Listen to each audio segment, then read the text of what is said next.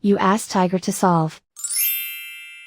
This deals with linear equations with one unknown.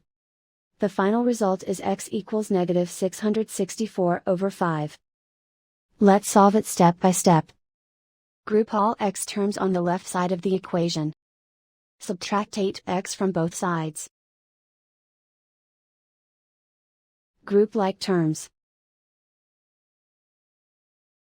Simplify the arithmetic. Group like terms. Simplify the arithmetic. Group all constants on the right side of the equation. Add 77 to both sides. Simplify the arithmetic.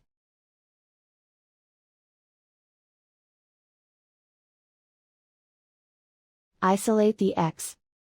Divide both sides by -5. Cancel out the negatives.